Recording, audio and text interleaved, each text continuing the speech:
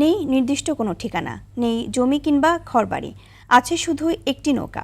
সেখানেই জন্ম থেকে মৃত্যু। পটুয়াখালীর রাঙামাটির নদী যাযাবর মানতা সম্প্রদায়ের এক জীবনের পুরোটাই কাটে নদীতে ভেসে।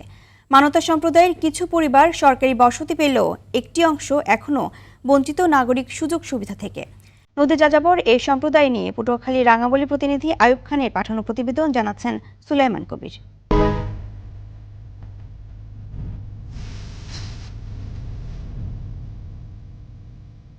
এখানে সময় চলে জোয়ার ভাটার ছন্দে।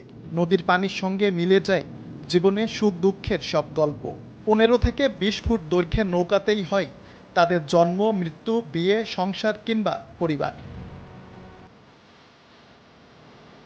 মুসলিম এই জনগোষ্ঠীটি পরিচিত মান্তা সম্প্রদায় হিসেবে, যাদের দেখা মেলে পটুয়াখালীর উপকূলীয় উপজেলা রাঙামাটিতে।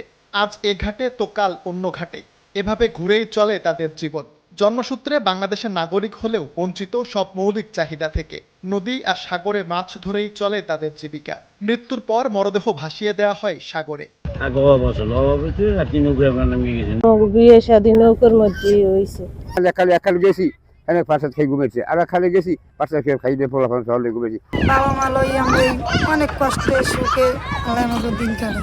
থাকেন কি নৌকায় আসি, কিন্তু আমরা মরার পর যেটা মাটি ছেড়ে দেবে সে জায়গাটুকু নাই। আমরা এখন নদীর ব্যবসা ছেড়ে দিয়ে এখন আমরা দোকানদারি করতে আছি। জলে ভাসা এই পরিবারগুলো খুঁজেছে সামাজিক স্বীকৃতি ও সম্মান। কিছু পরিবার এরই মধ্যে পেয়েছে সরকারি আবাসন। ধীরে ধীরে বাকিদেরকেও পুনর্বাসনের আওতায় আনার কথা জানিয়েছে জেলা প্রশাসন। আমরা বিভিন্ন সময় হলো যে এই ধরনের পিপলদেরকে কিন্তু আমরা দোকানপাট করে দেওয়ার বিষয়গুলো চিন্তায় নিয়ে এসে কাজকর্ম করেছি। পাশাপাশি তাদের ছেলেমেয়েরা যাতে বিনামূল্যে পড়তে পারে সরকারি স্কুলগুলোতে কিন্তু আমরা ইনকর্পোরেট করেছি। চিকিৎসা দেওয়ার বিষয়গুলো আমরা ইন্ট্রোডিউস করেছি এবং তারা সেখান থেকে নেন। সরকারি পৃষ্ঠপোষকতা পেলে সমাজের মূল স্রোতধারায় এসে দেশের উন্নয়নে ভূমিকা রাখতে পারবে বলে মনে করে ভাসমান মানতা জনগোষ্ঠী। সুলাইমান কবির, RTV।